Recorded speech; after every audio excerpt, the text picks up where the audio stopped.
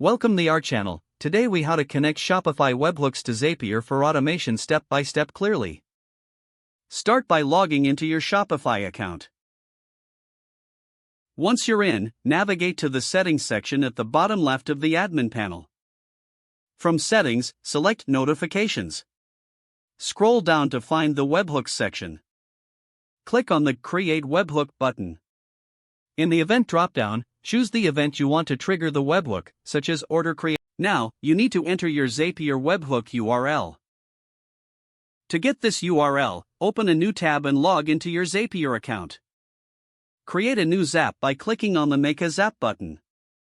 In the Choose App and Events section, search for Webhooks by Zapier. Select Catch Hook as your trigger event. Click Continue, and you will see a unique URL. Copy this webhook URL. Go back to Shopify and paste the URL into the URL field of your new webhook. Once you paste the URL, click the Save Webhook button. After saving, you might want to test the webhook to ensure it's working correctly.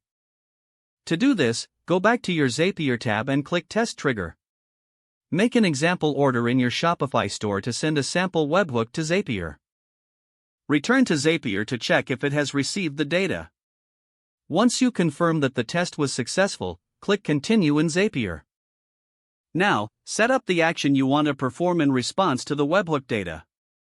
For example, you might want to send a message in Slack or create a task in Trello.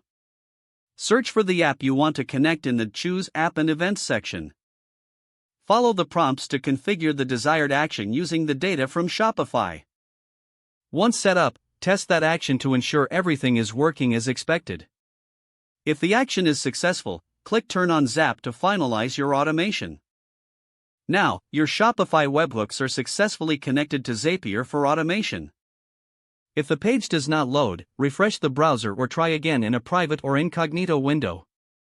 Make sure you are using the correct email address, then retype it carefully to avoid small typos.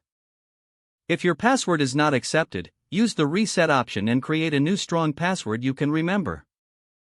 Check your spam folder for verification or security emails, then complete any requested confirmation steps. Don't forget to like this video and subscribe to our channel for more step-by-step tech guides.